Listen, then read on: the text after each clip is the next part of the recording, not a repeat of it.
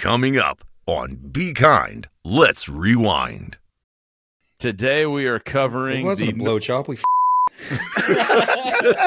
Today we are covering the Norm Macdonald classic, Dirty Work. As you can see, Mr. Gibbs is here to join us. And guys, when this airs, I just want to start off by saying happy birthday, Shadwick. Happy birthday, Polly. As we start off, it's kind of rare that I ever do this, but I just wanted to go ahead and get stuck in my head this week. Hand over the milk money, Weaver. I'm afraid I can't do that, Derek. I'm just not sure you'll spend it on milk. Well, today in the land of the skunks, the man with half a nose is king. The ones that we always laugh at, he's just like, You fellas have a lot of growing up to do, I'll tell you that. Ridiculous. 4, 3, 2, 1. Cue music. Note to self, remember no matter how bad life gets, there is always beer.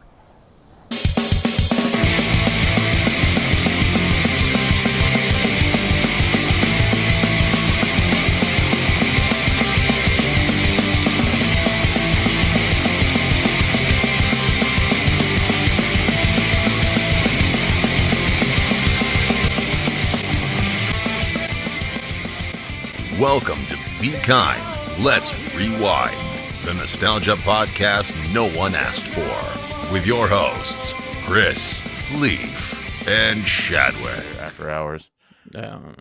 What's up, everybody? Welcome back to Be Kind, Let's Rewind, the nostalgia podcast no one asked for. Today we are covering It wasn't a blowjob. We fucked. Today we are covering the Norm Macdonald classic, Dirty Work. As you can see, Mr. Gibbs is here to join us. And guys, when this airs, I just want to start off by saying happy birthday, Shadwick. Happy birthday, Polly. Oh yeah. Happy birthday, I'll be- Shadwick. I'll be Happy 40. birthday. Fuck. Fuck. Fuck. The club. What'd you get me? Welcome to the club. Yeah, what'd you get gifts for your birthday? Yeah. Crabs. I already had that. You gave it to me last time. Yeah. Clark, that's the gift that keeps on giving the whole year. The whole year. Re-gifted. Guys, where do you first remember seeing Dirty Work? Because for me, it actually shout out to one of our old theater mates, Sean Daniels, and a dude named Matt Versteinen were the guys that were like, hey, man, you've got to go see this movie. Norm was on my radar, but this movie was not for some reason, and I think I had to go to Northgate to see it or something. We didn't have it at our theater. Dude, I was like, okay, this is just – it started to bring Norm to another level for me. Leaf, where do you remember seeing it? I actually also saw it at Northgate. It was, but with a different, my other group of friends, who real friends. we don't speak to any. We don't talk He's about like, them. we're not You know, friends anymore. These are the only friends I have now and forever. He's dead now. And and dude, it was the same kind of thing. It was like they were fans of just Norm Macdonald's comedy on Saturday Night Live, Right. and it was kind of like one of those things. Like he had a His film. ESPYs. It was like he had a film. We got to go watch it, dude. And I'm like, dude, I'll go. Like I like Norm, but like you, this elevated him to legendary status for me. I was like, dude, this dude is yeah. king amongst men. Shadwick, what about you, man? I did not see this in theaters. Honestly, this wasn't really a big one for me until probably the last 8 or 10 years. It wasn't really on my radar. I knew Norm. I loved him on SNL. He was in Billy Madison, and I guess that kind of got him some steam to do this movie. Yeah. He talks about it a little bit in his book. It's like, my path to a successful career was, start with stand up and Carson, and then meet Adam Sandler. That's a good step. Yeah, it is a good step. We have yet to complete that one, but yes. Gibbs, what about you, man? I saw it on video. I remember seeing the trailer in the theaters and thinking it looked hilarious, but then it never heard anything about it again until Oh yeah, if you blinked, it was gone. Yeah, it from was theaters. like I mean, I just never saw a poster for it, never saw anything like that. And then I was at Blockbuster one day, and it was already like $1.99 on sale. You can rent it for $2.99, or you can buy it for $1.99. So of course I bought the VHS. But And it was when me and Gibbs lived together. Dude, this one seems to always been in the rotation. Anytime any of our friends were getting together at a house party, this one was heavy on rotation. I mean, for years. This was like a bonding moment for a lot of our friends, because we would like randomly say something and they'd start laughing and be like, "Oh, you know that movie too?" Like, yeah, that exactly. Was kind of that moment, like it really helped us connect with a lot of people over the years. I think, Chris, didn't we all get together at your house and watch this after Norm passed? Yeah, after Norm passed, we watched some of his stand up and we watched Dirty Work. Actually, I have that shirt on. Very nice. I was gonna wear mine too. I was like, nah, everybody's gonna be wearing it, and I don't like to match. Gibbs is like, I'm the ultimate contrarian. Gibbs is like, I don't want to wear a black shirt. Yeah, I love pizza, but if one of you told me you loved pizza too, I'd be like, fuck pizza, I'll never eat that. Well, and speaking of fuck pizza, Goes so good. Yeah, it's doesn't really, some segues work, some don't. Guys, today I have Monday Night Brewing Death Raptor, which is green, which will not show up whenever I do this in post. I always forget about that. Death Raptor. It's just an IPA. I'm just trying to keep the brain sharp, Leaf, what do you got there, brother? Bro, I'm throwing it back, dude. Little classy larceny. My good Wow. man, with the small batch, dude. And a little bit of Coca-Cola, man. You know what I'm saying? Yeah, well, be careful because you don't want to. What episode was that, Shadwick, where it was the James Earl Jones old-fashioned episode where Shadwick woke up the next day and 3/4 of the bottle was missing. No, that ain't me. Shadwick, what do you got, man? Well, something new. Nice. A blurry bottle? Yeah. There we go. Benchmark. All right, got you. The small batch. Damn it. Nice. Looks like me and Shadwick are rocking There we go. batches. Yeah, y'all watch. So I actually just got this as a tip. Perhaps play a little game called Just a Tip. Just for a second, just to see how it feels. I did a little side job and went and picked up a check earlier today. And I was Hell like, yeah. This guy's like, have you tried this stuff? That's like, no. He goes, oh, I just bought a case. Here, you take one. Jesus Christ, who buys a case? My hero? Yes, that's correct. Gibbs, bring us home. Okay, well, I'm going to disappoint some people today. Well, I don't like being predictable, so I decided to go with a Bud Light and spicy pickle vodka, brought to you by the original pickle shot. My heart dropped for a second. I actually went to the liquor store and tried to find that today because I wanted to match you. That is only hilarious because I was going to do the same fucking thing. All I could find was the dill flavor of that. I couldn't find the spicy, and without the spicy pickle vodka. And of course, Gibbs always chiming in when I'm editing these, and always cracks me up. The original pickle shot is like always like you. It's like a Tribe Called Quest. You have to say the whole thing. Or it loses. I was going to wear my Tribe shirt later on. It's like a pimp named Slickback. Yeah, Barry Gordy's Last Dragon. Well, be careful, Mr. Gordy. We're still licking our wounds from that one. I think the only reason why the liquor store keeps this anymore is because of me. Like they actually like watch the podcast and they're like, I mean, at least order one bottle for this kid. He's probably going to be on again this week. You bastard! This was a hard dig to find anything we didn't already know about, which either goes to our Norm Macdonald knowledge or the fact that they really just didn't do a lot to talk about this. Norm doesn't really talk about Dirty Work that much, other than the mythological Dirty Work hat that he had that apparently doesn't exist. I've got a couple of things really quick, because there's probably a lot of people out there that haven't seen this movie. You can find this on Roku channel, Pluto TV, and Tubi for free with ads. There you go. Good job.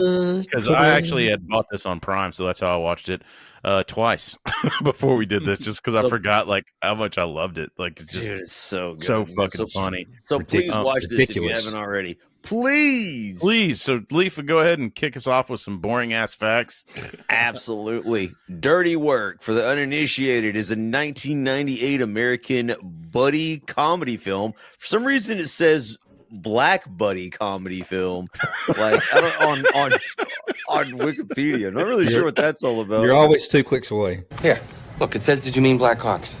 You're always 2 clicks away from Black They're Hawks. black buddies, guys. Yeah. Directed by the incomparable Bob Saget. He's not in the film, strangely enough. He always likes to be in random movies, so I'm surprised he wasn't in the film. He was too busy sucking dick for cocaine. I used to suck dick for coke. I seen him. I seen him. Knowing Bob Saget, I'm sure that he was in the movie and he had to cut himself out to get the PG-13 rating. Yeah, 100%. True. The film does star Norm Macdonald and Artie Lange as 2 best friends who start a revenge for hire business. It also stars, of course, Jack Warden as Pops. Woo, it's got man. Don Rickles, dude. Dude, R.I.P. Man. If you ever have some time, guys, go look up any of the shit he did in roasts. Holy shit. Yeah, the old stuff, not like the fucking canned Comedy Central shit, but sometimes you can find that or find stories, dude. He would rip people a new asshole, and it was great. Dude, no holds barred. Yeah, Norm talked about in his book about when Don Rickles showed up and how he was just like trying to be friendly with him, and Rickles would act like he was, he was being nice and whatever, and then he would just come out of left field with something like, why don't you drive upstate and dig a hole? Well, it's like in the movie was he's got the personality of a dead moth. It was so good. I wonder. I couldn't find it, but I wonder if his stuff was just off the cuff. Oh yeah, God! I wish you could find the fucking throwaway stuff, because this is DVDs back in, not Blu-rays. Blu-rays always had more bonus features because you got more memory. But God, the B-reels on this shit, I'd kill to see those, the outtakes and whatnot. Oh man, he was legendary. He was best friends with Frank Sinatra. Yeah, man. Just all that whole, huge circle. The Rat Pack. Yeah, dude.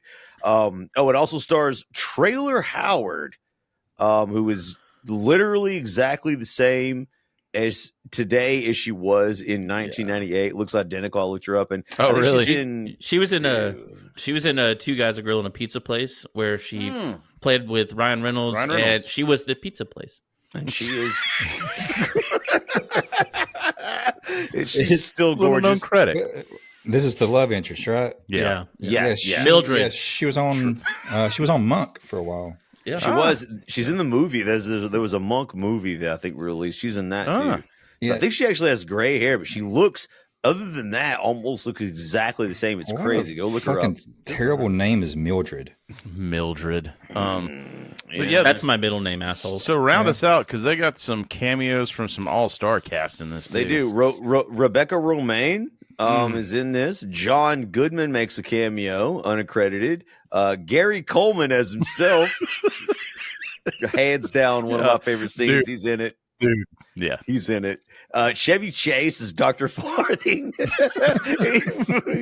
God, he nails it. He's so funny, dude. I always wondered if his character is based off of Norm's gambling addiction. It's gotta be, right? I didn't even think about that. Yeah, I didn't even think about that. I don't know when Norm when the gambling addiction started, but I guess it would have been at SNL. Say when he got some money. Yeah, I got them checks. David Koechner is in his, of course. Koechner, really? Yep. Yeah. Chris Farley, of course, for some reason unaccredited in his final film appearance, besides his starring role. For those of you who know, in Almost Heroes, like this was, I believe, the last thing he filmed and appeared in. Terrible movie. That was terrible, Todd. Yeah. This is a much better final send off, I believe, for Chris Farley than that movie. And of course, finally, you can't have any of these movies that Adam Sandler is affiliated with without him being in it. And of course, he plays Satan. Yeah. And it's amazing. As we start off, it's kind of rare that I ever do this, but I just wanted to go ahead and get shit stuck in my head this week. Hand over the milk money, Weaver. I'm afraid I can't do that, Derek. I'm just not sure you'll spend it on milk. every fucking time. So that the way that kid delivers that line, it always makes me think of Gibbs for some reason. Me too, Dude, 100%. Me too. You can't look at it without thinking of him, dude. It's just that sincerity of in which like Gibbs always mumbles his bullshit to The stuff where you're like, oh damn, is that true? And he's like, no. Yeah. Like, God damn it, Gibbs. It's because he's like nobody's a Mormon. Are you fucking kidding? Yeah. Gibbs is the deadest of deadpans that we know or have. That's why he's so expensive to get on the podcast. It is. It costs to bring him on. I love, man, this movie is fantastic. We're all huge fans of it. This may be actually the second like actual cult film I think that we've covered. I know Mallrats was definitely a cult it was film. another one that This one had a budget of $13 million and only tragically made $10 million, which is so wild to me. Like, I mean, it I'm sure it made more than its fair share in the DVDs, but it's like, I'm sure of it. Yeah, kind of just like comedy legends. You feel like, and I'm still waiting for it. Now there's a resurgence and a lot online of Norm accounts and stuff, but I'm still waiting for like people to realize the full genius that was Norm Macdonald, where they're like, start talking about him in the same breath as like maybe the best comedians of all time. Like, I mean, he needs to be. I mean, he a part of like I model a lot of like my humor around him. I just think that he is absolutely fucking brilliant. Yeah, and he can make the lamest joke so much fun, so funny. Is that why you always talk with such reverence about hot juicy cocks? Yeah, it makes sense. Yeah. I go to Hot Juicy Cock Church now. Why is it always a hot juicy cock? I don't know. I mean, have you ever had a cold juicy cock? It's true. It's not for me. It's not for me. Not for me. Cold dry cock. All right. According to Wikipedia, there was discussions for a sequel, but unfortunately, due to the untimely deaths of both Norm Macdonald and Bob Saget in 2021 and 2022 respectively, obviously that couldn't go forward. So what could have been, I suppose, because wow, who the hell had Artie Lange in that death pool? I screwed that one up. Fucking 1,000 to 1 odds payoff on that one. Jesus, God, dude, tubby took. So the opening scene, of course, is with Mitch Weaver, played by Norm Macdonald, his best friend Sam McKenna, played by, as Chris mentioned, Artie Lange, but they're children. It's the child versions of themselves. And I was gonna say cue Gibby's favorite scene, but of course Chris already played it. You can't play it enough. Yeah, dude, it's Hand so over funny. the milk money, Weaver. I'm afraid I can't do that, Derek. I'm just not sure you'll spend it on milk. That kid also reminds me of one of the kids from Talladega Nights. Yeah, I see that. Yeah, dude, that shit every time. Like, it's never not funny. I remember like me and Gibbs laughing so hard. We'd be drunk as shit at 2 a.m. watching this movie, and it's one of the first scenes, so you don't have to wait long for it. Yeah. And we would both like, he'd lose his shit. He's doubled over on the couch, so I'm laughing even harder. Like, it's 3 a.m. There's fucking ice house cans everywhere. It's good times. It's the way the kid sighs before he turns around, like he's agitated. Yeah, he's just. It's like that old woman on Airplane when the guy was trying to tell her his story.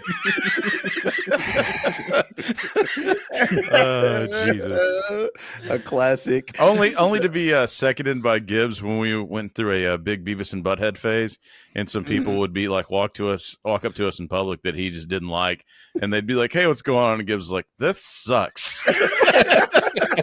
It's in front of their face. In front of their face. Man, that's almost as bad as acting like you're deaf. Yeah. Yes, we literally got away with social murder somehow. I can't believe some of the stuff we've done, but Immediately after that scene, we're introduced to Pops, played by Jack Warden, an ex-boxer who has raised both of his children to not take any crap from people and always stand up for themselves. And he does come off like someone that would just whip ass, doesn't he? Yeah, he does. Yeah. Just mean real as nails. quick, like Jack Warden he was nominated for an Academy Award twice.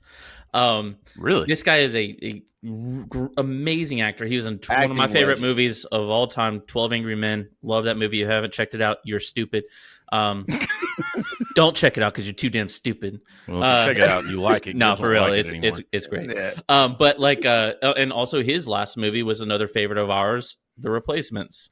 Oh, was it? Yeah. Wow. That was his last when movie. he was playing Jimmy McGinty? Rest in peace.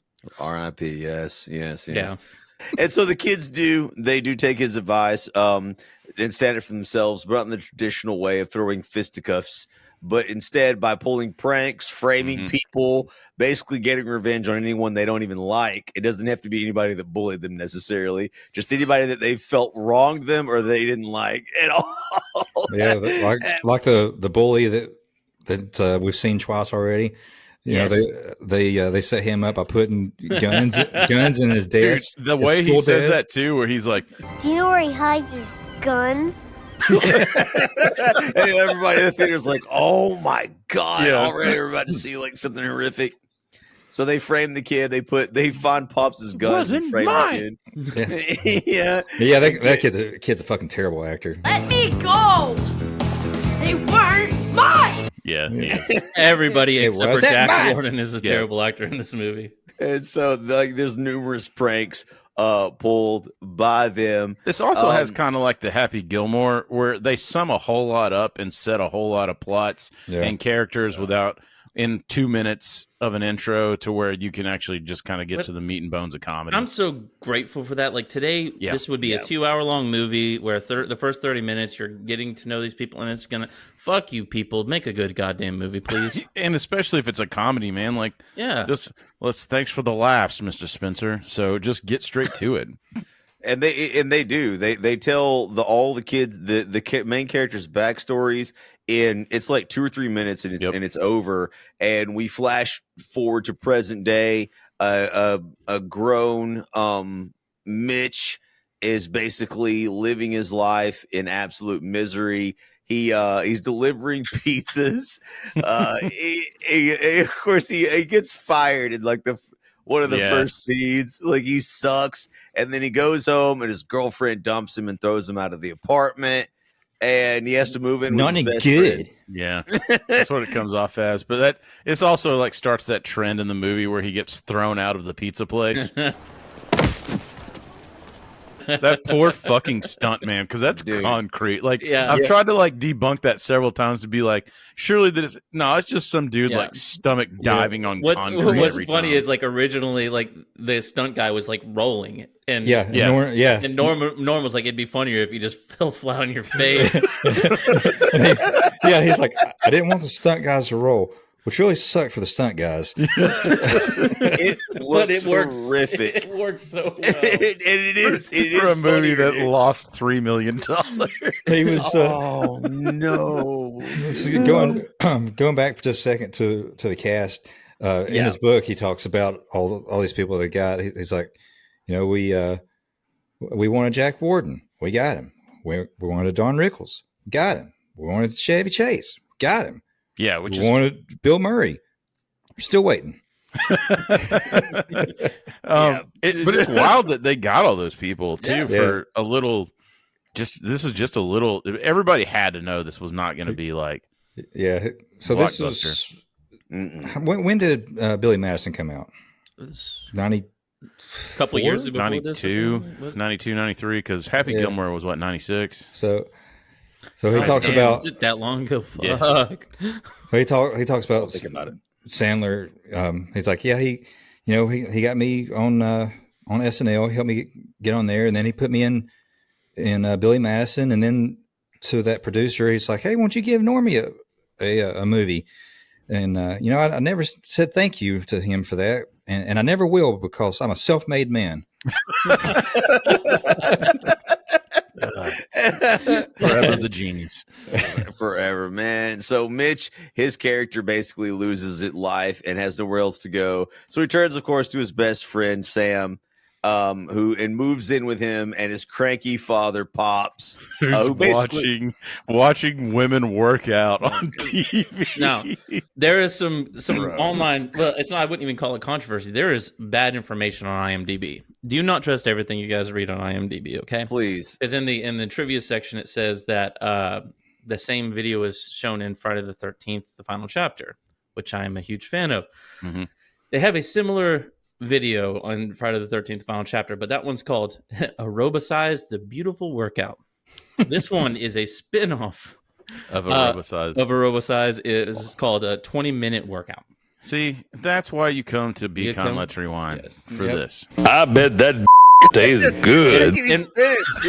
And for the idiot that put that on IMDb, shame. Yes. Shame. Shame. Yeah. Shame. And so, like, yeah, we get more of Pops, and he's an absolute asshole to Mitch. He's always mean to him. And he ends up choking him and like assaulting him. Like He is a creepy old man. Sorry for what? Well, for being a creepy old man. I apologize, you rat bastard. Yeah. But he can still hear. Yeah. He can still hear.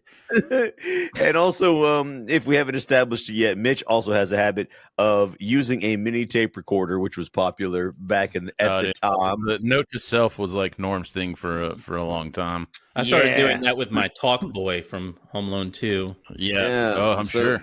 That thing was a piece of shit. So Mitch would record himself saying note to self, and then he would say, usually a comedic line, but actually this comes important. It becomes important in the plot, like later on, which I thought was pretty cool. Like, I guess I've really never taken time to appreciate that plot point that you tie it to Norm's gimmick in real life, because that's what he would do that on SNL. Like, he would stop on the Weekend Update and be like, note to self, like, say something funny. Yeah, I'm not capable of.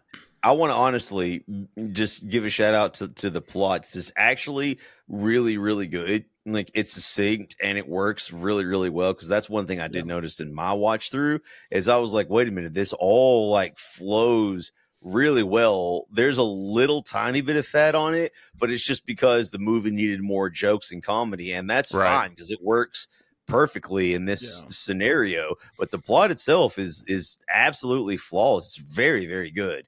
In my opinion, if you take the movie at face value for what it is.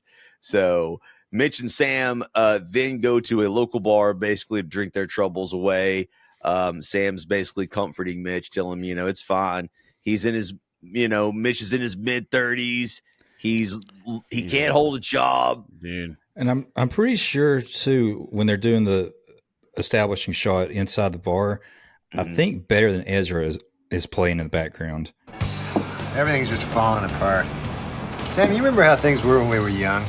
I've never noticed this. I did notice it. Yeah, I noticed it. It's good. It's good. Yeah. The song. I mean, it's okay. And they were number one on the charts that one summer, right? Right. Who was number two? Ezra. and like you said, Leaf, this did you say this was Chris Farley's last movie? It is. Yeah. This is his last film appearance, I believe. Yes. So I'll be damned.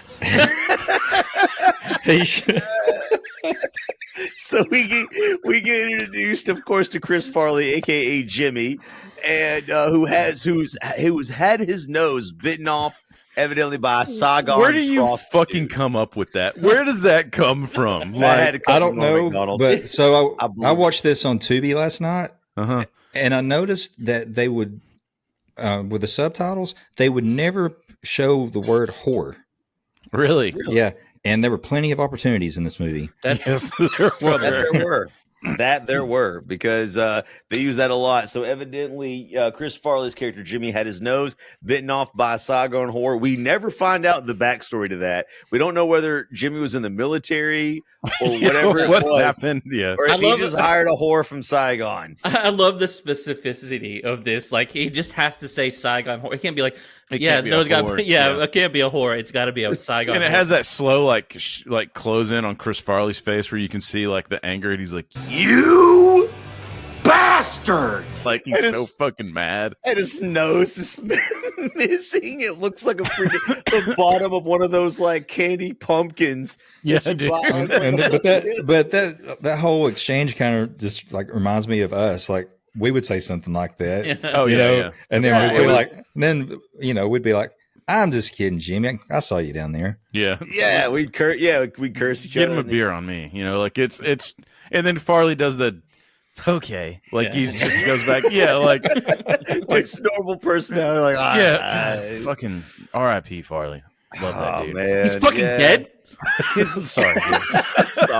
Sorry. I thought he just retired. God damn. Yeah. So then the very next scene, Sam sees a woman at the bar and tries to shoot his shot. And it's one of my personal favorite parts from my history, because it's one Chris used very, very often. He will. I'm sure he's read the synopsis. He's waiting to tell the story, because dude, Sam strikes out immediately, and I can't imagine why. It's probably because he lacks ultimate charisma, because his line is what. So and he's Artie Lange. Little backstory on this: me and Gibbs lived together for a while. So we ended up having to move out. So we move out, go our separate ways. So at that point in time, my father was like, "Hey, you can come in here, move in here for a couple of months," and I was like, "Sure." So as father, when we went to parties, I would always use the joke, but I remember doing it to girls like we knew, especially at our good friend Warren's house. Like, they'd have like different people we didn't know over there, and I just walk up and I'd be like, "Hi, I'm Chris. I live with my dad." And like all of us would start laughing, which would confuse the fuck out of them, because they're like, "What did I just miss?" And what is like, why do you lead with that? But it's because of this movie. It's the first thing Artie Lange says. He's like, That's what I live with my dad. Like, when there's this awkward silence. Yeah, my favorite part about this scene is, exactly. Like, he gets rejected instantly. She's basically not interested. And his line to kind of convince her is, "I live with my dad." And it's so awkward, and it's so funny. And Chris would do the same thing. I do it all the fucking time. You know what's the genius about that is because you know that probably was Norm Macdonald, because the awkward, really off kilter humor is like his awkward pause. It's in the same vein as Big Gulps, huh? Pause. All right, see you later. Yeah. Yes, and you could do it perfectly, and you I guess because you did it so often too, you nailed the timing down. When you would deliver that line, girls would always be like, "What?" and the rest of us would be dead. Like, dying laughing, bro. What's great is that line got me laid 0 times. That's surprising. But you didn't care. You kept doing it. No, I didn't care. Yeah, fucking funny. Who cares? Kept doing it nonstop, dude. It was so funny. So the next, believe it or not, we get our first glimpse of the villain. He's on TV. Travis, rich white evil guy Travis Cole, played by Christopher McDonald, aka Shooter. Mm-hmm. They're filming Happy Gilmore 2 as we speak. Yeah. So hopefully that's a good one. I don't care. I'm going to love it anyway. Same here. That's going to be a versus. I don't care. I'm going to tear it apart, but I'll probably still win. I don't give a shit, dude. So we're reminded right after that scene that this is indeed a movie when Mitch is approached at the bar by a smoking hot blonde played by Trailer Howard named Kathy. And he doesn't figure that out early on. They're just having a little banter back and forth, and then little chat when Sam starts a fight. Yeah, Sandler must have done the casting for her. Yeah, he liked the short-haired women's, man. I'm telling you. Well, he always liked the smoking hot girls with the comedian. Yeah, but also when he this was also a line that we used all the time. Like our friend, me and Ronnie would do it. Anytime there was a fucking jukebox at any bar, Sean also, we would just be like, G7! phone. You just hit G8, and then like we would play the Pina Colada song every single time. Yeah, that's exactly what happens. Sam starts a fight and that's a reoccurring theme in the film. He's not Mitch's friend is not very smart, but he's kind of fat and strong. So like that's his thing. He immediately starts. How can a guy that does that much cocaine be that fat? Allegedly, that's ignorant. You know what? Work ethic. He was young, and this is the beginning of his habit. All right, he hadn't reached his goal. No, he's always stayed fat. Yeah. I got nothing. So I think, but he was in jeopardy of not being cast in this because he like a little. Yeah, he got arrested. A little Tuski? like right beforehand. Yeah. Little Tuski. Oh, okay. So he had an issue even then. I wasn't aware. I that didn't know. Yeah, even back then. When you get arrested, you've gone pro, right? Yeah. So you know, always on this fucking. Story. Also, you know when Norm's talking to Kathy at the bar, and then he goes, "Oh, I gotta go help my stupid friend." Yeah. So when he's telling the story about this in his in the book, he throws in a bunch of nonsense about Adam Egget. and so he uses that exact same line, but it's supposed to be to help Adam Egget get out of being suspected of murdering a teenager in a ravine in the town where they were filming. And what was that book called? Oh, we can plug it real quick. All right, so the book is called Norm Macdonald, based on a true story, not a memoir, which funny in itself. So anyway, go check out that book. All right, Leaf. Right. So immediately Sam gets in a fight picks a fight with a couple of frat boys. They're fighting over the girl that Sam had no chance with because she knows that he lives with his dad. And and so they get their asses absolutely kicked, and Norm Macdonald's stunt double yet again gets thrown through a plate glass window. The guy that starts the fight with Sam. Yeah. Is that actor? Is he somebody? He looked familiar. I tried to look it up, but I didn't see anything. I saw that's nothing. Bill Pullman. That's not Bill Pullman. It's not Bill He kind of. Like that's how good of an actor he is. That's how good. At first glance, through my squinted eyes last night, I thought it was a guy that plays Dexter. No, it's Warwick Davis. It's the guy they played Willow. It's not any of these people. And so Mitch and Sandra Sam Bullock.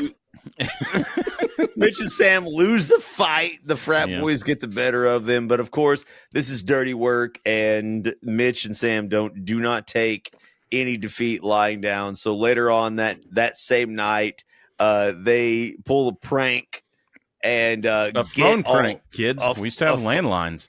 Dude, a phone prank, and get the frat boys beaten up by the police. This delivery is all Norm Macdonald. And our friend Phil too. Phil used to do this shit all the time. Phil was so good. Had a pretty solid Norm impression, but it would be like he calls him and he's like, "Hey Neil, is that you?" And he's like, Yeah, it's me, Neil. Is it like that cadence and pause or whatever? And then when he calls the police, "Hello, real cops," which I swear to God, and still to this day, if I ever have to call the fucking police, I'm going to be like, "Hey, real cops." Real cops. I had to deal with the police today, and I did. Really? I really did have to deal with the police, but I did not do that. No, I was very respectful, and he had his badge cam on, and I was like. Gives us like and subscribe, which I forgot at the beginning of the podcast. Everybody, like and subscribe. Comment down below the Pina Colada song. What's the real name of that song? Because I have no idea. No one knows. Oh, and Chumbawamba's playing in the background of this, which to me makes me laugh because if you know Chumbawamba, they would hate the fact that this is being played at a frat house. Oh, yeah. Those people really would fucking hate those people. You know, that's awesome. And so Mitch and Sam both get revenge on the frat boys. They also call them frat sisters, which is something to this day. When me and our friend Matt that helped us out with our Booze of the Week theme and some other stuff, we had some frat guys that lived across the street, and we would just occasionally be drunk and be like, "Hey, frat sisters," and like they would always just look at us like, "What the fuck, man?" And they would just always go inside because I don't know, it was funny to me. Well, is that social murder? Is that the guy? Is that the guys that shaved a landing strip in their yard?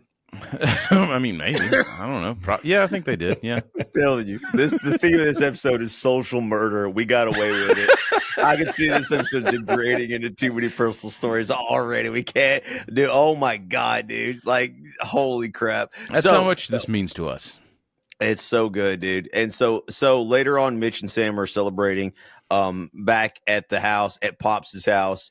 That they got those frat sisters beaten up by the cops, and unfortunately, Pops suffers a heart attack in the middle of their celebration, and is rushed to the hospital. There, Pops, seemingly understanding, he seems to be okay, but he realizes he's not doing great. It doesn't look good, so he reveals to Mitch that he is indeed his biological father, as well as Sam. So Sam, how does he reveal that to him?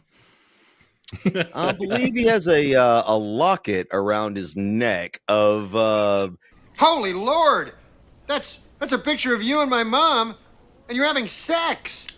Which is such a Norm joke. Like, why would you carry that around on your neck? The best part about this movie is they explain it because Pop says you wouldn't believe me otherwise, and you know what? You wouldn't. That's true. And he's like, well, he talks about like, his mom, like Sam's mom or whatever. And he's like, who do you think took the picture? Yeah. Pop, you cheat on mom? No, dude, she was there. She was there. You think took the picture, dude? Pop's like, the fuck, man. It's a thing in here. But you find out too, he needs a heart transplant. You do, So he swears Mitch to secrecy because Sam is too tender, and his father Pops believes Sam can't handle the truth, so he tells Mitch he swears him to secrecy. He's like, you're not allowed to tell him. Don't you tell him, which made an appearance on our audio commentary. No one will ever hear. So tell him. Don't you tell him, Mitch. Don't you tell him, Mitch. Don't you tell him. Don't you tell him. Don't you tell him. Yeah. And so he is indeed the biological father of Mitch because they didn't have fancy birth control methods. Like pulling out. Stop saying gross stuff. Dude, it's like this is what, an hour and 30 minutes, an hour and 40 minutes of gold from like start to end. Quotes that we've used ad nauseum. It never lets up. It is relentless with its comedy. It rhymes with cock.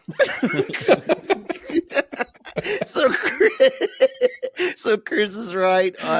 We meet, but right before we find out what's going on with Pops' health, we meet Dr. Farthing, played by Chevy Chase. Now, guys, I don't know if you know this, but Chevy Chase's full name is Chevrolet Chase. And his grandfather, like this, talk about Nepo babies, but his grandfather is actually the guy that made Chevrolet. All right. Chevy did come from a lot of money because I'm listening to the Caddyshack book right now. Oh shit! I was just making that shit up. No, he can't. His parents were fucking loaded. Like I think his mom's side too. Yeah, so he lived in a fucking. You think that's also why he gets a lot of hate from Hollywood, even I'm sure. Besides the fact that he's a gigantic asshole. Yeah, I think it's mostly the asshole part. I don't care. I'd be like, fucking, let's go. So me let's too. hang out. I would think everything was funny. Yeah, dude. I'd be like, I am a piece of shit. You're right, sir. Let me get you another cup of coffee, Mr. McMahon. Okay, come on, Chevrolet. Let go of my penis. Or don't. Chevy Chase plays a gambling addicted doctor with a horrible bedside manner who informs Sam and Mitch that Pops needs a heart transplant if he's to survive. Luckily for them, Dr. Farthing is corrupt and owes a lot of money to some dangerous gangsters. So he offers to bump Pops up to the top of the transplant list if Mitch and Sam could pay a total sum of $50,000 in 2 weeks. So that's when he's supposed to pay the bookies. Another fun personal story here. The line that Dr. Farley has later on is he's just like, "What happened to your hand?" You know, he's got like a cast. Yeah. Actually, WWE superstar Luke Gallows, I was in like a little backstage interview with him, and he was like, "Well, what do you want to say?" Like, because we're having a match or some shit, and I was like, "How about like you act like I didn't pay you some money, and you're out to get the money?" And I was like, "Just let me." He was like, well, "What are you gonna say?" And I was like, "I'll be like, so say like if you owe a bookie a lot of money and they break your thumb." You still owe them the money. That doesn't seem fair, does it? And he just like lost his shit, and he was just like, "Okay, all right, I got to get that out." Okay. And then like you parted the line from Dirty Work, dude. I just stole it straight up, and then he slapped the shit out of me in the back stage segment. But anyway, it was fucking funny. But anyway, Dirty Work for the win. It's so good, dude. So Mitch, so Mitch and Sam realized they got to raise the money to save Pops and get him his transplant. So of course they do the normal thing anyone would do. You look for jobs. You look for ways to make money. Yeah. They try all different types of jobs and schemes to come up with the money, which leads to a bunch of hilarious different scenes. I don't know if y'all have your favorites. The first one is a construction job, which is one of the one. Dude, that's one of my favorites. Gibbs has used that line so many times. They try to go to construction job, and the foreman is telling them like what they have to do, and he's explaining it, and he's using a lot of really technical construction terms and jargon. 90 degrees. Yeah, that's going to be a problem. What's the problem? Well, we lied on a resume. We know nothing about construction. When is lunch? Yeah. I think he pulled that on some sound checks and shit before too. Someone to ask for something, and he'd be like, "Oh, no, that's going to be a problem." I lied on my resume. They lied on their resume. They don't know anything about construction, so they immediately get fired. And the next scene is basically them. They're like taste testers for what is it? Yeah. Grandma's brownies? Is that what it is? Like but evidently there's some chemicals and potential side effects with this gig. The gag here is like Sam. His fucking cheeks are about to pop. He's eating so many like of these brownies. They're just stuffed in his mouth. There's actually an outtake, I think, too, where he can't get a line out because his fucking mouth is full of saliva and treats. And Norm just takes like a nibble. And then, like, that's when it goes to the car ride where he's like fucking hallucinating, and Leaf, you can take it from there, man. That's when you see so Sam, who was eating a lot of the brownies, is perfectly fine, but unfortunately, Mitch, who's only taken a nibble of the brownie, is full of rashes. He's got a fever. He's hallucinating as he's driving the car, and he turns and looks, and for some reason, Gary Coleman is sitting in the passenger side, like hanging out, just like talking to them. And you think he was sitting on a phone book? No. We eat the pig, and then together we burn. Together we burn. Yeah, and then immediately Mitch turns and looks, and there's Adam Sandler, who's the devil, and everything is on fire. And he's just like, he's doing got a Sandler voice, dude. Yeah, doing the like the what is it, the Cajun? Like I don't even know. That's like a drunk Cajun man or whatever. Yeah, it's just like, yeah. It's just Adam Sandler. They go cross-eyed too. I like to think that this is kind of like a prequel to Little Nicky. Yeah, dude. I thought about that too, and I think actually you said that when we were drunk one night at the apartment. Mm-hmm. I don't remember anything I ever said anymore. So my wife wants to know if this theater scene was the reason you guys wanted to work in a theater. No, we are actually already there, but it would have made me want to work. That's the very last job, the last honest job they try before the film moves forward. They get a job at a movie theater, and their boss, Mr. Hamilton, played by Don Rickles, is just this racist, absolute mean asshole who's threatening the employees, who Mitch and Sam are included among them. Also, Chris Farley's brother, too. Yeah, fuck him. Is in the scene. Yeah. Super fuck him. Yeah.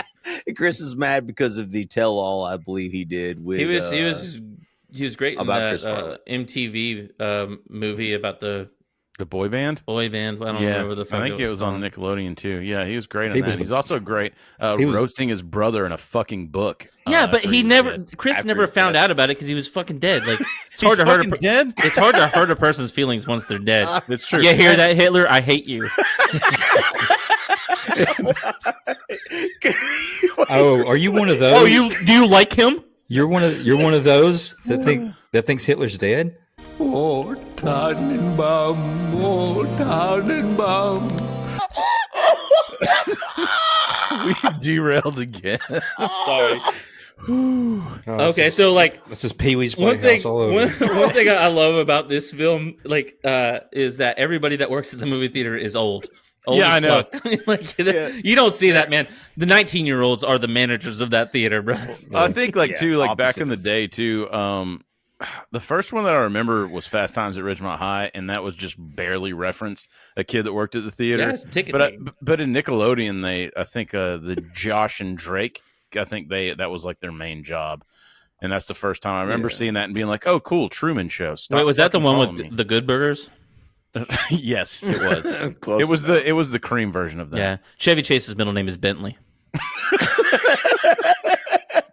So, Mr. Hamilton, played by Don Rickles, decides to humiliate his employees because it's a big night. Evidently, the regional manager, which those of us who work for the theater, myself, Chris, Gibbs, all are aware of. Yeah, when we worked there, the regional manager we had, I think, ended up getting a DUI or something. Allegedly, that's ignorant. In a company car, but whatever. So Jesus, that's someone's salary.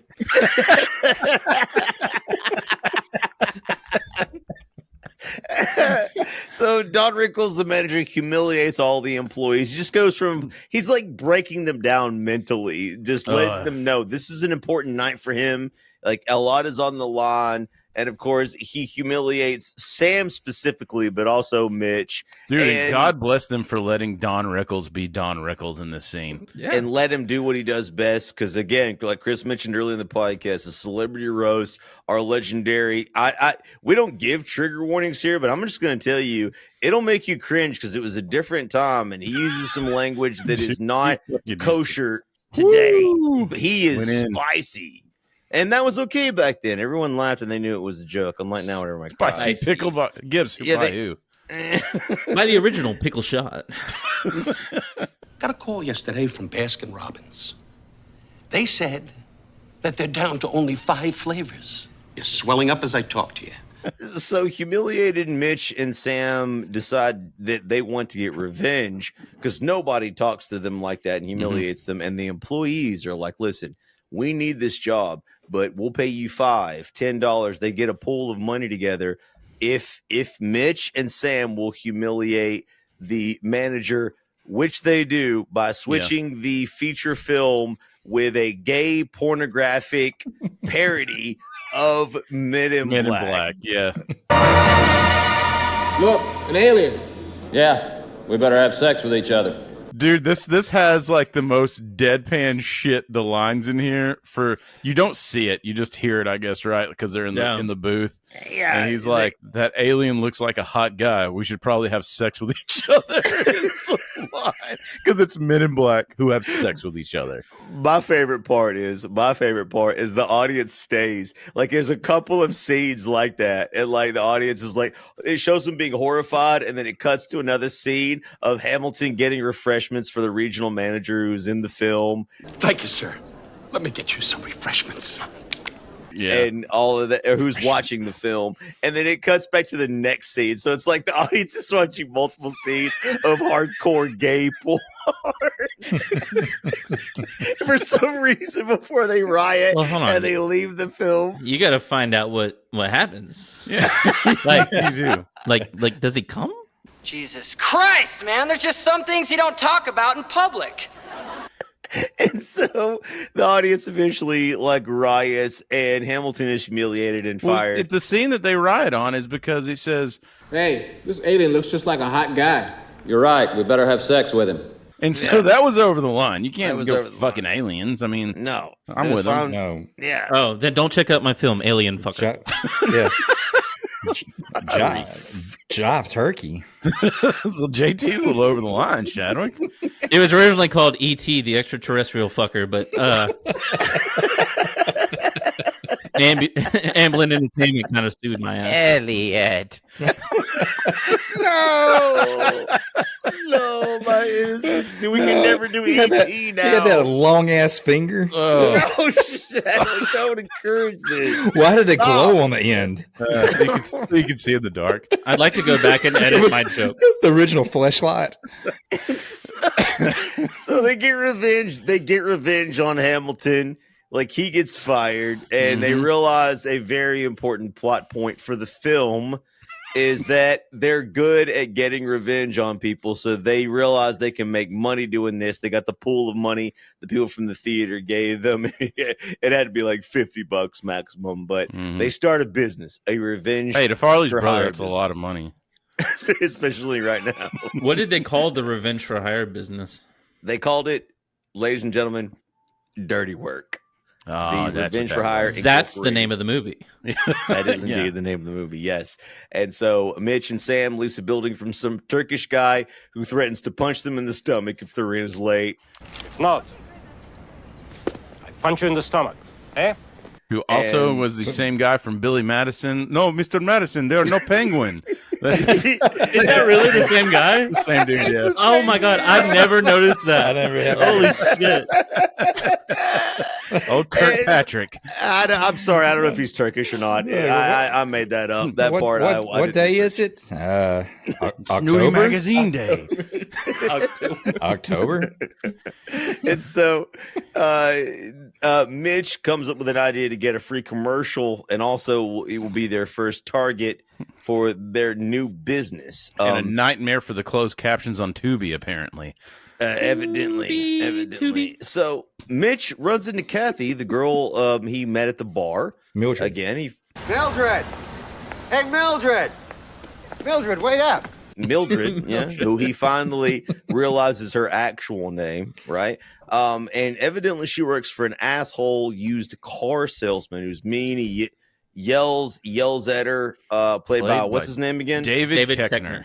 David Who Koechner. is one of my favorite comedians. He is excellent in almost everything he's ever cameoed in. You know him from probably Anchorman as Champ. Whammy.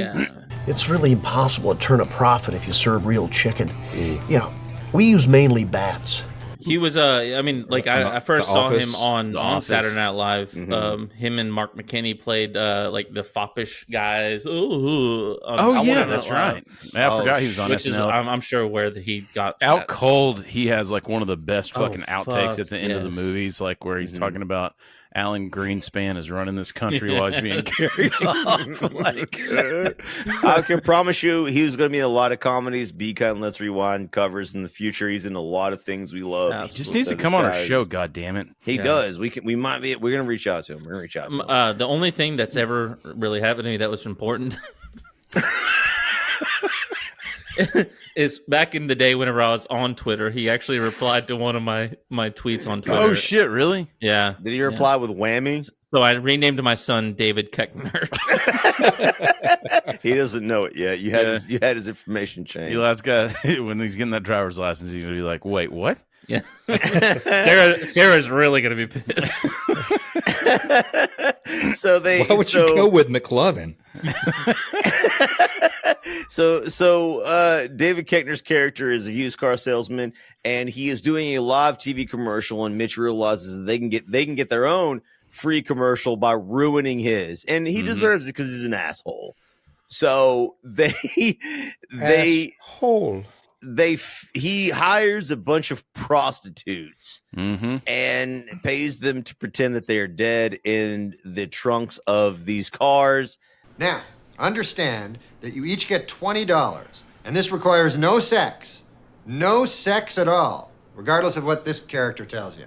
And in the live performance, they go on and ruin this guy's commercial by filling. And he really sells it. He really sells it to those women of the night. He's like, $20 for no sex. No matter what $20. this character tells you, pointing to Artie or to Sam, and Sam's like, "What?" That was actually that was actually an outtake. He was literally talking to Artie Lange in that scene to make sure that he didn't have sex in real life. That's why in that scene, Artie's like, Allegedly, that's ignorant. The prank goes off without a hitch. They get a free commercial for dirty work. Unfortunately, Kathy loses her job. She worked for the guy, the used car salesman, of course. And, of course, legitimately, she's angry. Dude, who is the guy when, Norm is doing his Norm cadence of like, it's a dead hooker. I've never seen so many dead hookers in all my life. And that one guy just cuts and he's like, Lord knows I have. Who is that dude? Sandra Bullock. I have Sandra no idea. Bullock. You're a person. No, that's actually Matt Farley's brother from the previous scene. He just put on some makeup. He's like, can I get another payday? He could play Brad Pitt. He could play Jaws. I don't know who that guy is, but he's really neat, creepy, and funny. Yeah. But the despite Kathy getting fired from her job, the business takes off. Don't shoot this! This is not part of the commercial! Is some jerk making your life miserable? You want revenge? Call 555-0187 and let us do your dirty work! And their revenge business starts booming, and there is a little person, dwarf, I don't know what you're allowed to, like, address him. Willow. We call him Willow? We don't call him Willow. He's literally not Warwick from... Warwick Davis was he played whoever I said earlier. Well, the thing you got to remember, and they talk. They get together and they gossip. It's a good point. And the last thing that we need is them getting together and saying, "Oh, listen, they made fun of us." Like it's going to make Stratton look bad. That's why I love you. Google gobble one of us. So so this one is it's a circus prank with Rebecca Romaine with a beard, and she's just a bully. She's a bearded lady, but also maybe I'm in the minority in this, but still with a beard. Yeah, you are the minority. Nope, you can't see it when she's looking away from you. That's what I mean. Yeah, I'd rather do the little man. Why not both? It's a circus after all. Well, because you can't spin her like a top. You know what? It's hard enough focusing on one person. Yep. So the next job, is the circus freaks. One of them hires. That's what they are, dude. What do you mean? Like this is the show. This is what this is. And so they shave the bearded lady because she's a bully. Move over, shortstop. And so it ruins her entire gig. But the funny part of the joke is the fact that it's Rebecca Romaine Stamos with a beard. And I didn't even realize it was her until the beard was shaved. Yes. And so once the beard is shaved, she's beautiful, as she of course is. And I apologize for the Stamos part. She's no longer married to John Stamos. No, she's married to she got married to the fat kid from Stand By Me. The fat kid from Stand By Me is now married to Rebecca Romaine. Can you believe that? Oh, you're talking about Jerry O'Connell? Yeah. Yeah, he married Rebecca Romaine, man.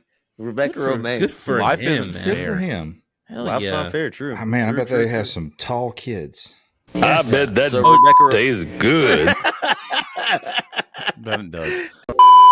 So their next gig is my favorite scene, where there's a noise complaint. A guy hires them because there is the next door neighbor is just blasting music at all hours. So they decide Mitch and Sam decide they're gonna run them off by just planting fish, which all around this the house. has made an appearance on Be Kind, Let's Rewind as a shit stuck in my head this week before. A couple of these scenes already have. That's how good this movie is. And so turns out the neighbors to this guy are actually drug dealers.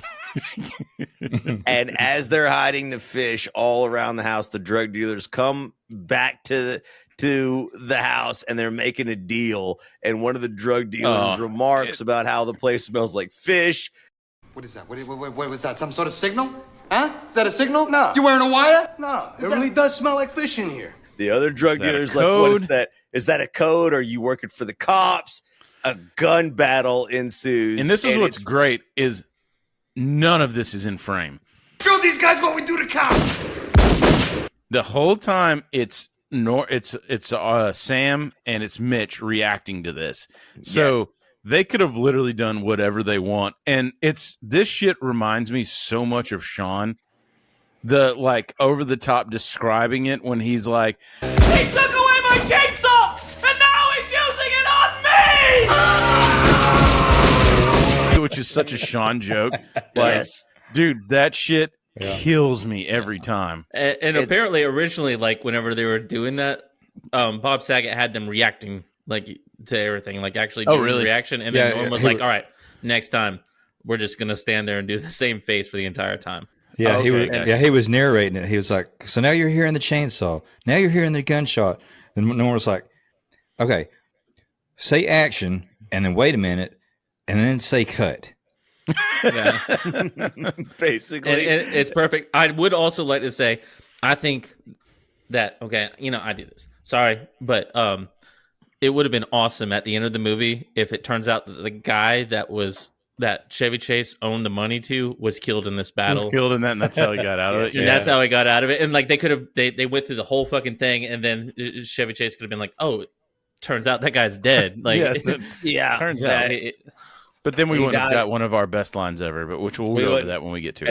At the very end. Yeah. My favorite line from this scene is the very beginning. As soon as they start pulling the guns on each other, one of the guys like, Say hello to the devil for me! and he starts shooting. That makes me fucking laugh every damn time. It's always funny, dude. I still say it to this very day. Say hi to the devil for me. Yeah. So that prank goes completely wrong, but they still get paid, of course. Yeah. So not all of them go well. The next one is actually a plot point. They get hired to sabotage a construction company who's coming to bulldoze at this old lady's house. So she hires them to try to stop them. And of course, they pour, I believe, what is it, popcorn or popcorn it's kernels? the second popcorn joke. Yeah. I would like to say, when I watch this movie, I try to find the 13 million fucking 1990s dollars that they put into this movie, and the only thing I can figure is destroying vehicles with popcorn. Yeah, where the fuck did this money go for? Yeah, I think that's the only. That's that true. And I never really thought about that. That and the CGI skunks near the end. Oh, is yeah, the those only are thing that skunks. that's the only thing that I can think of. So they destroy the construction equipment with popcorn kernels, which of course turns out, like most of their schemes, to be illegal. And they are promptly arrested and sent to jail, where Mitch is immediately sodomized. This was great too, because this is one of the ones that we always laugh at. He's just like, You fellas have a lot of growing up to do, I'll tell you that. Ridiculous. yeah, which Gibbs has used ad nauseum, and it's never not funny. I can't every I time. can't- I can't not hear him. Like I Yeah, can't same here. not hear Gibbs anymore. You guys got a lot of growing up to do. Like Gibbs said it so much. Before it happened, I'm fairly he's certain I telling said Artie that about it. It's today. like you don't know about prison. You don't know. Yeah. That's what prisons are most known for, dude. And then he whispers it in his ear, and he's like, "What? I've never heard about that." And then immediately the three like prisoners walk up and they're like, "All right, let's go." You sure you don't want him? Oh, ridiculous! That shit. He's like, it's ridiculous. And you can look, especially now with HD, you can read. This was a dub over to keep it PG-13. He's like, You know what hurts the most is the lack of respect. You know? That's what hurts the most. Except for the other thing. it's the lack of respect that hurts the most. That and what's the real line? I think it's like anal raping or It's the anally anal raping is what he says. Yeah. But he's like, that and the other thing. The other It's like, thing. the other Yeah. thing is Yeah. like, what was Well, the dub? other thing. Yeah, well, the other thing. But he's like, that and the anal raping or the ass raping. Yeah. Is what he said. Like, fucking so funny. In classic Norm fashion. Ridiculous. So Travis Cole, Ridiculous. rich evil white guy, the main the main antagonist, never missing an opportunity, realizes it's bad publicity what's happening because he was responsible for the construction workers trying to bulldoze the old lady's house for a parking lot. Not a good look. So he bails them out of the jail, drops all the charges, and then hires them for a job. And the job that he hires them for is to get a building full of pimps and hookers and drug dealers condemned. And so, of course, Mitch and Sam agree to it, but on the condition, since they know Travis Cole is rich, that he pays them $50,000, so they can save Pops. So they can finally save Pops. So when did they go back the second time and talk with Chevy Chase? Chevrolet Chase. Bentley Chase. That's when it was right after one of the pranks. Like, are you talking about Dodge? Business. Yeah, it's when they came back after they started getting some money because they're telling him like they're earning the money, and that's when they see him with a broken hand or whatever. One of the things that makes me laugh the most in this is they're telling him that like they don't have the money yet. How are we going to get the money? Jesus, and it's like, might I suggest kidnapping the child of a celebrity? When he's in the very beginning, when he's talking about like why he's in gambling debt, he's like some bad decisions were made, and he's like listing off, and he was just like, Mr. T and Rocky 3. Yeah, like, wait, are you telling me that you bet against Rocky and Rocky 3? And he's like, hindsight's 2020, my friend. Which is another one we use ad nauseum a lot. Chris used that. Chris uses that one. That one's his a whole bunch. And so, Shadwick's actually correct. Periodically through the film, this is where sort of the fat comes in. They're not really plot points, but they're always going back to visit Pops. Dr. Farthing pops in. At one time, Pops, like, Mitch threatens to tell Pop's secret to Sam about him being his father. Pops grabs Mitch's nuts. It's just like, it's making this squinching sound. He must have had some kind of prop in there, or he actually grabbed his dick because there's some substance. Yeah, sometimes you know what I actually noticed? That like Mitch's clothes, if you go back and watch it, and I don't know why, this is something I did notice, they're very, very baggy. Everything he wears is real. It was 1998. I mean, Norm Macdonald is still very thin at this point. He obviously gained some weight with some health problems later on. But I will say Jack Warden was very method. He definitely squished some nuts. I hope so. I don't know if that's true. Yeah, they're like Chadwick said. There's a few scenes there that happen that aren't integral to the plot, self. Note to self: forget about fathering children. Yeah, and he's talking in a high pitched voice. Yeah, so you gotta bite his nuts. Shaddy, why are you still in the shower? What's going on over there? Don't get the shampoo in your pee hole. It'll burn. Shaddy, we only have so much hot water. Your father's going to be furious.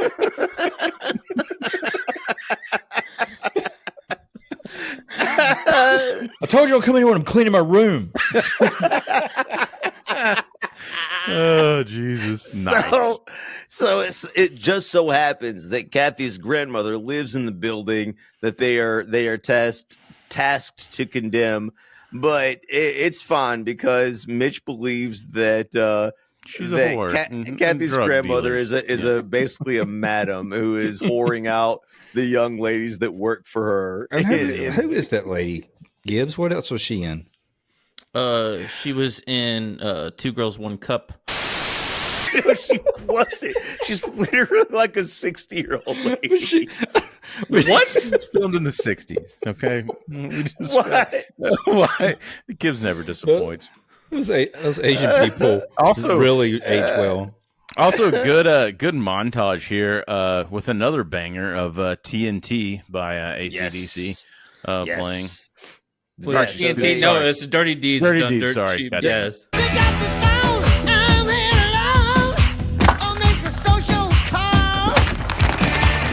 Dirty Deeds by the original good singer of AC/DC. All right, Bon Scott. You, Brian Johnson. Yes, Bon Scott. So Mitch, they realize that despite the fact that Mitch got this crush on this blonde girl and her grandmother's in the apartment, they have to destroy the apartment building to save Pops. And also, Mitch believes that Kathy's grandmother, is a prostitute running whore.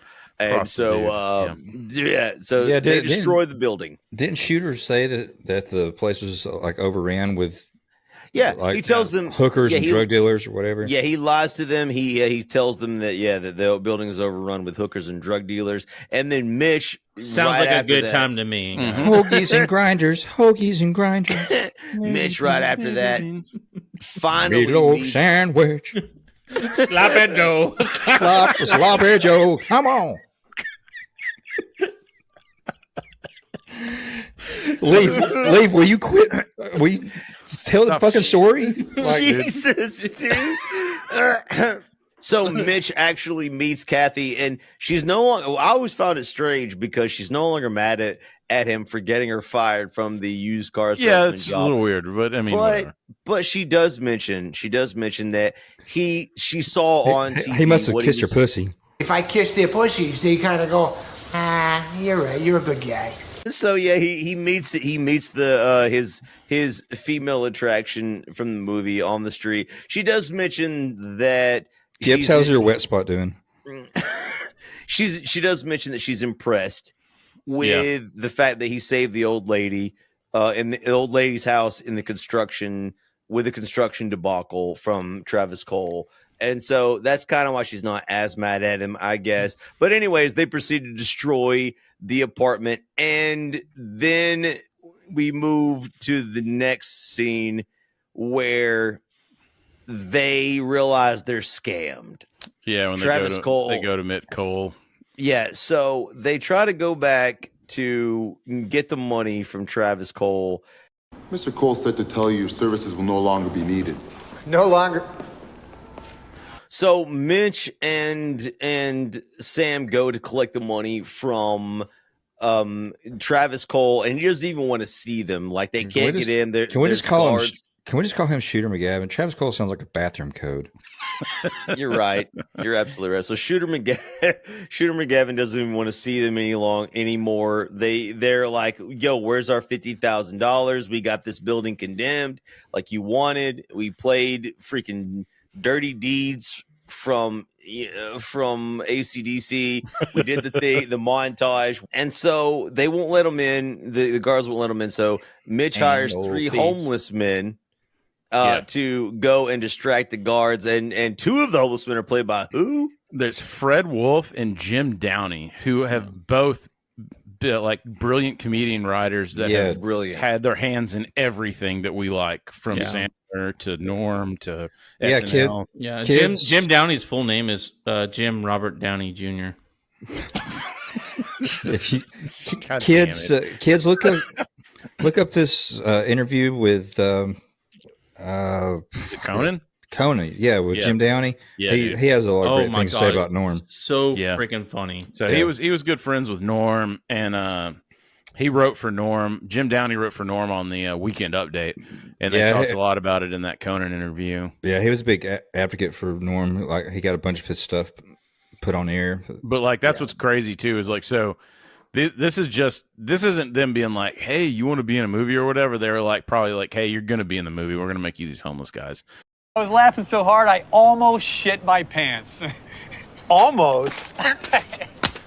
And they're like, fine. Yeah. Like, so it's just cool to see those dudes on screen because Jim Downey was also on screen in Billy Madison. He was the game show host guy, I believe. And so yes, God have mercy on your soul. God, which is often memed. Yeah, I award you no points. Yeah, and may God have mercy on your soul. That's Jim Downey for those of you who don't know. And he actually has some monologues in this film that are absolutely hilarious. Dude, yeah, he did the same thing. It's like, it's always like where he's droning on or whatever about.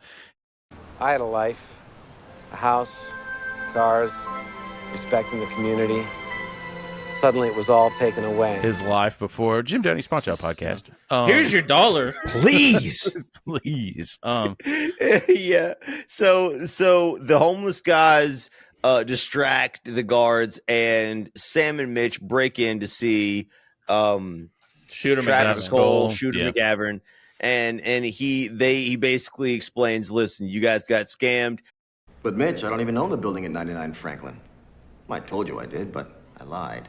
Good luck trying to prove it. And they don't get their money, and he throws taught them a thing or two about dirty work. That's the name of the movie. Yeah. It is. Oh, shit. He did the thing. He did do the thing.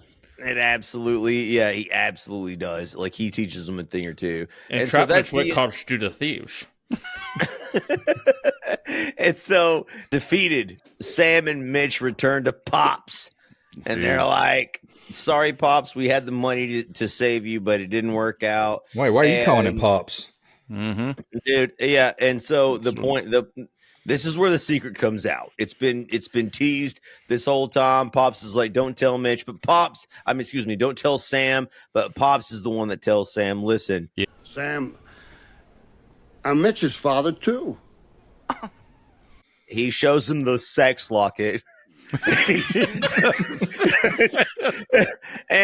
and Mitch is just like, listen, I can't believe you're doing this. And he's just like, yeah, like Sam needs to know, like, I'm Mitch's father too. So it turns out the big secret is that Mitch and Sam are half brothers, different moms, but same father. It's like people with Salt Life stickers on the car. People need to know. Yeah, so Sam storms out, and this is when he's mad. You get one of the, and I had a little insight on this scene. So Mitch goes to drink with Jimmy, which is Chris Farley's character, and this one, from what I understood from the book and from other stuff, this was completely ad-libbed. So this whole scene where Farley and Norm are going back and forth was completely ad-libbed. I think maybe they had a premise of whatever, but then they were just like, Farley came up, and basically what it was ad-libbed until Norm broke. And he didn't, because Norm was great at not breaking. So like Farley does the whole shit like Well, see, the thing is this. I live over at the Y, as you know. I got a roommate, old Jack. Which also has made an appearance as Shit Stuck in My Head this week on the show. And he goes through the whole sometimes I wake up and he's staring at me at night, and it's a little off-putting. Chris he's Farley's like, that's just okay. And he's like, his feet bleed. I don't want to stay at your place. Point taken. Point taken, Mitch. That was all fucking ad-lib. And you can see in one of the outtakes, like they're losing the, like after that's over, and I've seen one where it's like cut or whatever, and like they both like bust out laughing like after they cut. Oh my god! So, let me just hold it. Well, before Shabbat says this, let me just say something about Chris Farley. Okay, for all of those, it was just like, well, he's just like a one-trick pony. He's the fat guy in a little coat. This and that. You do not make Norm Macdonald, one of the most cerebral comedians of that time, bust out laughing verbally. And that's all this was. It was Chris Farley and Norm Macdonald in the scene together at the bar. And that's kind of what happens. Like Sam runs off. Mitch is hit rock bottom. He goes to sort of drink with Jimmy, aka Chris Farley in this film, and it's just them bantering back and forth. And this ad-lib scene, even if there's even an outtake of it, just reduces Norm Macdonald to tears nearly. He can't take it because the verbal interaction is just so strong. Farley's so good, man. Farley's so good. Go ahead, Chuck. Sorry. Well, so I'm just going to take it dark for a minute. Please. I was high. Go ahead and go low. Stand by. So he's telling the story about his roommate, Jimmy is, and he refers to him as Old Jack. Yeah. And in Norm's book, he talks about someone that stayed on his family's farm for a while, named Old Jack. Yeah. And it kind of alludes to some inappropriate,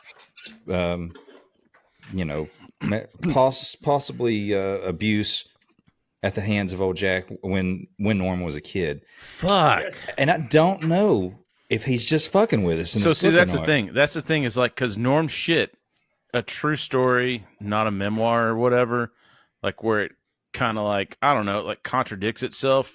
Like, so he kept saying, it's basically like Norm's joke of, I'm a closeted homosexual that he did on Larry King. And he's like, I'm a closeted homosexual. And Larry King's like, oh my God. So you're gay. And he's like, no. I'm deeply closeted. I'm a deeply closeted homosexual. And he's like, so you're gay. And he's like, What are you talking about? No, man, I'm not. And it's like it takes Larry King a minute to like catch on to this whole fucking. But I don't know if this story about old Jack is him fucking with us or if he's. But it does make the guy's name was not Old Jack. It was Sandra Bullock. Will you stop with the Sandra Bullock? Gibbs brings us back. All right, we stop with the gay. Yeah. Also, side note, I did have a roommate named Jack, and the amount of times Chris and I referenced the scene. Even when I live with you and Jack. Even when you live with me and Jack, you actually said it to his face. It was great. Oddly enough, his feet bled. Mm-hmm. Yeah, he's like old Jack's. I don't want to stay at your place. Yeah.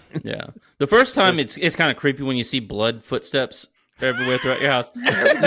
You get used to it, guys. All right, come on, Amityville guys. Did you see it and you're like, Jesus? Is it so? The next scene too is this is the one where Norm's sleeping in his car. But right before that though, the frat boys catch back up with Norm. Oh, that's right. And Norm's stunt double actually takes another shot and another hit. Like it just gets. This poor bastard. It had to have been the same guy. Just gets thrown again. I tried to get the his stunt double on the show, but when I called him, he was like, "Ah!" So like I wasn't able to get it. True. CTE's real. Sorry. Evidently, his stunt double was quoted as saying, "Chomp, but chew it, chaw, but chew it, chomp." I got you. You know that shit's leaking out. I fucking got you, dude. Yeah, come on, damn it! I will be the first one. Almost be the first one. Still, dude, over a year we've been doing this show and no one has spit take. No one's yet. I actually got close. Shavik maybe almost bust a couple of times. And one time off camera. Somebody got me one of my first appearances. Oh, really? Oh, that's right. Yeah, I think it was Chris, but probably not because he's not very funny. Damn it. He's fucking.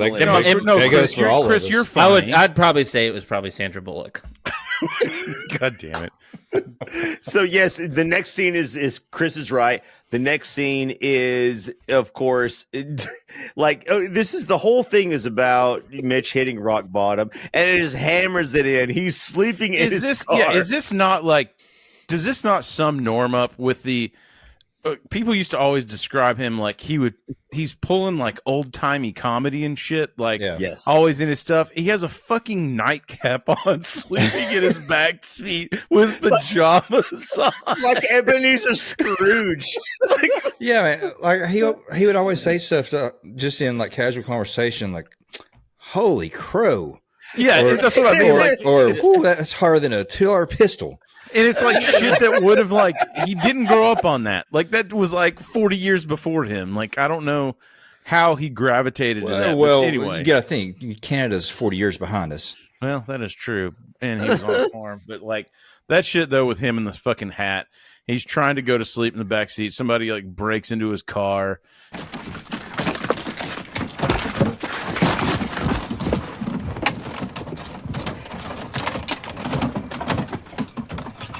And like tries to like when they like he's like stealing his shit and Norm is just like, can you keep it down? Like he's at such rock bottom, which I can relate with, where you're just like, will you just steal my shit and leave me alone? I'm trying to sleep. I felt this. Yeah, Norm is sleeping in his car, and a guy breaks in to steal his car stereo. Is frightened by Norm, and Norm is like, dude, just please, I'm trying to sleep. Just rob me and leave. And I felt that so hard, dude. Maybe you have to be like pushing late 30s, early 40s to feel this one. Poor day, Chris. Dude, if you've lived this long, you've been Norm Macdonald in this scene. You're just like, bro, please, just take whatever you want and leave. Just let me The only joy I have left in life is sleeping. And this is rock bottom for the film. This is rock bottom because the very next scene, Norm Macdonald wakes up and he's shivering. His little blanket or whatever is gone. I guess the guy stole that too. And he's just like, he wakes up and he just decides to listen to his tape recorder, which we mentioned at the beginning of the podcast. But Mitch, I don't even own the building in 99 Franklin. I told you I did, but I lied. Good luck trying to prove it. Son of a bitch. and he realizes something special.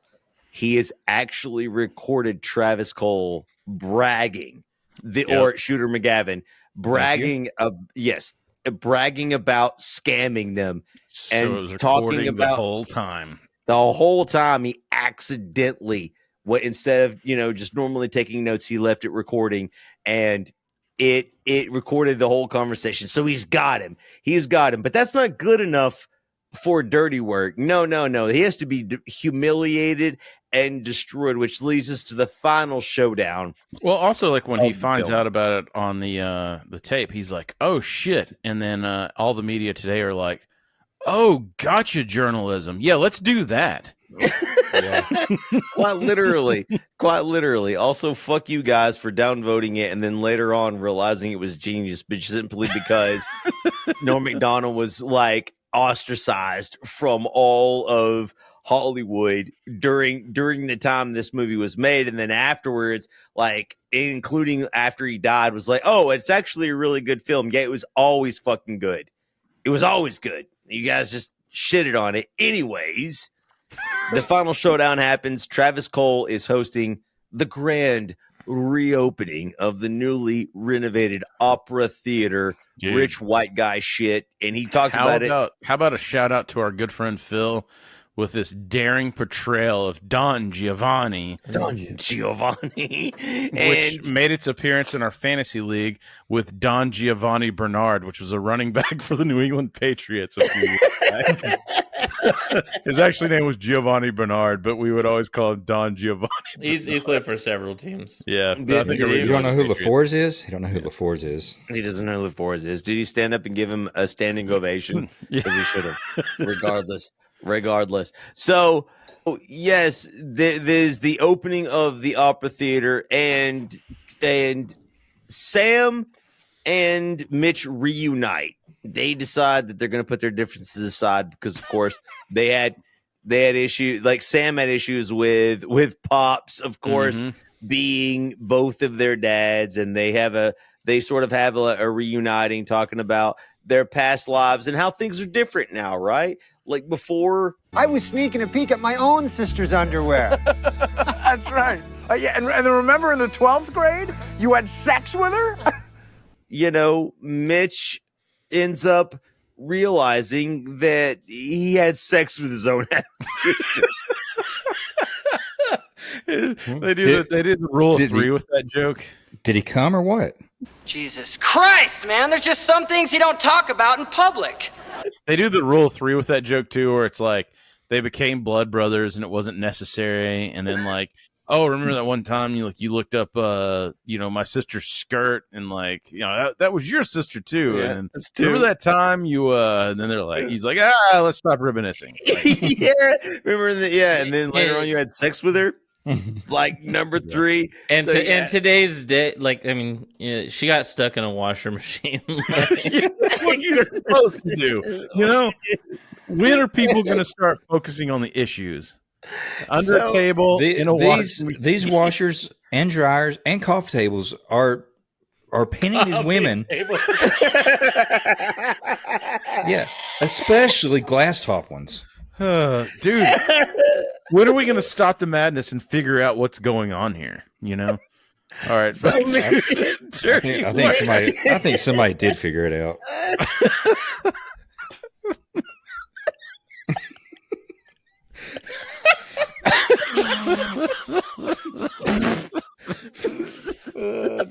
So Mitch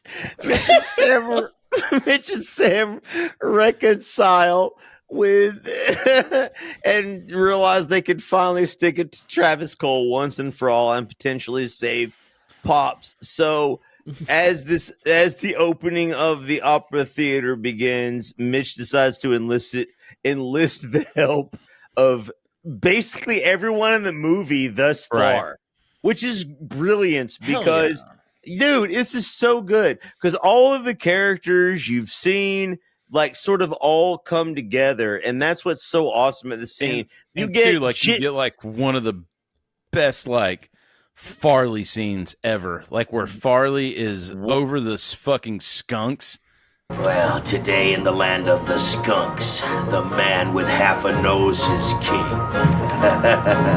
Yes, where he is sort of, I'm pretty sure he's ad-libbing here as well. And that's probably why he's unaccredited for this, because he was just like throwing shit out there. But it's so epic. I feel like Steven Spielberg stole this scene in Ready Player One, where he is assembling all the fucking known characters. yeah. Holy shit, I never even thought about that, dude. Fuck you, Steven. We on to you. We know what you did, dude. You and Sandra Bullock fucked up, bro. You stop with Sandra Bullock. God damn it. Run the dang ball. Yeah. You get Jimmy from the bar. You get the prostitutes from the trunks. You get the homeless guys. Yeah, man. You get all the tenants from the building that got condemned. They temporarily forgive Mitch and Sam for And I doing think like them Fred wrong. Wolf is the one too. He's the fucking homeless guy that's like, It's kind of coming through here. Excuse me. You know, I know I must really smell. Plus, I farted. and then he like comes back through and he's like, And excuse me, coming through. Excuse me, coming through. Hey, did you fart? Oh, you know, I think that was me from before. Sorry. excuse me. Like, that whole shit is fucking awesome. Yes, everyone that make cameos comes back for the scene to screw Travis Cole. Even Pops, even though he's supposed to be dying of heart failure, they wheel him in a wheelchair to be part of this scene. It makes no sense. He's gonna go get that big broad, is what he's gonna go do. Dude, he's talked about whores the entire time. He's the most excited out of anybody in this scene. He's just an absolute sleazeball, and they wreck the entire performance that Travis Cole set up of the performance of Don Giovanni, except for one guy, the critic, critic who thinks it's the most daring portrayal of Don Giovanni. They're using skunks to heighten the atmosphere of squalor and despair. Brilliant. That shit is amazing. Like, because fuck critics. You've got to be a goddamn genius. I think that's probably why all the critics gave this shit a bad like review when it first came out. They were probably like, hey. Hey. I feel like this is one of the first times that politics that I know of interfered with a movie review. There's no absolute. Yeah, this was in that the OJ shit, right? Like where they were trying to get him off. They said he wasn't funny, and dare I say, Norm Macdonald was one of the first people to be canceled in the modern era. You cannot. What about Oscar Wilde? So the movie ends with Travis Cole basically being destroyed. The community and all of the previous cast wrecks the entire performance of Don Giovanni. Wrecked him. And Travis Cole, aka Shooter McGavin, is left out of sorts, unable to really deal with any of this. And like Mitch hits him. Mitch hits him with the recorder, and then Hits him with the recorder. And so he's like, "Oh shit!" Like he realizes that he's busted saying what he said. So then he snatches it, and he fucking like, you know, with tapes back in the day, kids, you could pull the fucking tape out of it, and then you could break it, and it's ruined. Or record over it. Yeah, and that's kind of what he does. Like, and then all of a sudden, like, Oh, well, don't worry, because I have one in the house PA system. Hit it, Kathy. Note to self, remember to get ass wart cream for giant wart on my ass.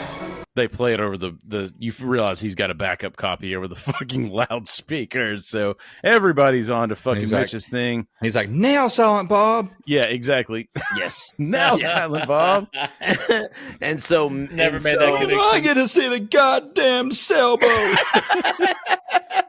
And so Travis Cole is destroyed, humiliated. And of course, what he did was highly illegal. And he's going to jail. He's going to jail. The cops come in to and arrest him. And like Mitch gets the $50,000 check from him, but Travis Cole on the way to the where he's being arrested tells his assistant, "Hey, make sure you cancel that check." But his assistant had some of those fucking brownies that were planted in the back. Absolutely. Good, Jake, because I'm counting on you. And so he sees him as a fucking hot blonde, asking if he wants to bang, and he's like, "Yes." Well, and he gives so Norm gives the check to Chevrolet Chase, and Dodge. And he's like, "So you can go pay off your bookie now?" And he goes, "Yeah." Say, what do you want to bet I don't go to my bookie? No, you're going straight to your bookie to pay him off so you can live to perform Pop's heart transplant. He's gambling at it, which, by the way, that reminds me of my second favorite scene besides the gangster fish scene, is when they give a bunch of the employees at the opera house some of the brownies. They're all hallucinating and they're all scratching and freaking out about, and hallucinating from having some of the brownies. And it's like, and it's either Norm Macdonald's like, wonder what they're watching. His opponent, Gary Coleman. And it's fucking Gary Coleman. Gary Coleman. And he's fucking fighting heavyweight boxing champion Ken Norton. Ken Norton. Whose son played for the 49ers. But yeah, Ken Norton. And Gary Gary Coleman's Coleman like, is, come on. Yeah, Gary Coleman is so confident, like in this fantasy scenario. He's like, all right, come on, let's go. Come on, man, bring it. Come on, bring it. And Norton knocks him out with one punch, and he passes out Family Guy style. And Gary Norton's like, So Pop gets a new heart. He's feeling good. He's feeling so good, in fact, that he wants to see if the doctor can fix another part of him. I'll give you a hint. It rhymes with cock. which is one of my favorite lines. This is an Academy nominated actor. Twice Academy nominated actor. I think it's because you know what he's referencing. Like he's not being subtle. He's like, I want to fix something else. Yeah. And then there's a pause. There's just a little beat, and then so you're waiting to see what it he's rhymes going to say. No, like he doesn't have to say anything else. Everybody knows what he's talking about. Oh, I know, but I'm saying like you're when he's like, oh, it rhymes with, and you're like, oh, what's he going to say? And it's like cock. So after that, fat juicy cock, dude, and then you find out that old Jimmy married the Saigon whore who bit his nose off, and they're talking, and man, you get like the full gamut of Chris Farley one more fucking time in his last appearance in a movie, where he's just like, yeah, you know how the hen, you got to keep the hen in the hen house or whatever, and he's just like, blah blah blah blah. Walking back to the car. Yeah, they have a healthy relationship. And then he's just like, don't please. And then he like, goes down to regular Chris Farley. And he's like, listen, don't ever talk back to me like that in front of my friends. You're making me really, really angry. and then as they're driving off, you hear her bite his fucking nose off again. She's like, I refer to that. I deliver a message. Yeah. Near. And I refer to that as a North Georgia relationship. That is a North Georgia relationship. Present company. She would have been Mexican. Yeah. What? So anyway, so it ends with Oh, and Dr. Farthing? Well, he got over his gambling problem, but the bookies beat him to death anyway. So he's dead. That's it. Bye. He's dead. Bye. Which is a line that we use 1,000 fucking times on this podcast. We'll talk about someone who'll be like, so he's dead. That's what that line's from. It's from Dirty Work at the very end. So guys, if you had to pick a favorite scene out of Dirty Work, that's tough. Which scene would you pick? Leaf, I think you already said what yours was, so just go ahead and repeat it. It's the fish scene where the gangsters are killing each other, and of course Sam and Mitch are quite literally just standing there in shock, and the whole scene plays out audio. You cannot see what's happening, but you can just hear it, and it is one of the most brilliant scenes in the movie because it gets over the top, but it's funny to me from start to finish because you don't know what's happening, but they're narrating it as it happens. Yeah. To Mitch and Sam's just like shocked faces, holding fish because they're paused, like hiding fish around, and they can't believe something this horrible is happening right in front of their eyes. That's 100% my favorite scene. Gary Coleman getting knocked out. I was gonna say, like, so my favorite scene, I think, is the Gary Coleman getting knocked out. It's like that shit is just fucking so it doesn't even need to exist, but it does, and it's amazing. So Shadwick, what's your favorite scene, man? I don't know if I have a favorite scene. There's just so many like favorite little bits within scenes, like when they're destroying the apartment building, and Artie throws the M80 or whatever it is down the toilet, and it doesn't blow up. Yeah. So he's sitting there taking his shit. Oh, and it blows. And the water just like blows up. Yeah, that's fucking funny. But yeah, just like a little thing. Chevrolet Chase is great. Like all his lines are delivered so well. Dodge, yeah, for sure. But I mean, maybe the prison scene, like yeah, that's that's a great one. You know, it's ridiculous. Gibbs, Gibbs which was the name of like an album from Norm Macdonald. Ridiculous. Yeah. Everybody check that shit out. It's on Spotify. Gibbs, your favorite one? Bring us home. So I like the scene whenever like they're in the bus and like the bus hits the pram. And like Sandra Bullock thinks that you stop with the goddamn Sandra Bullock. It was a baby, but it turns out it's cans. They were just cans.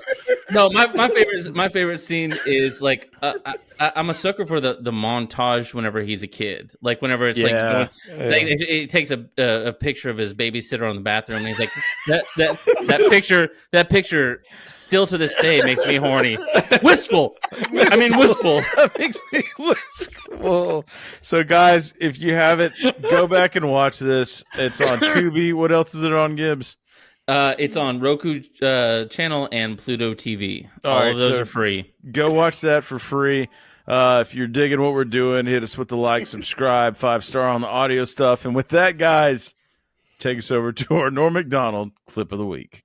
In Detroit, under a new prison rehabilitation program called Fresh Start, employers will get a tax break if they hire an ex-convict. Employers who hire more than one ex-convict will get robbed and killed.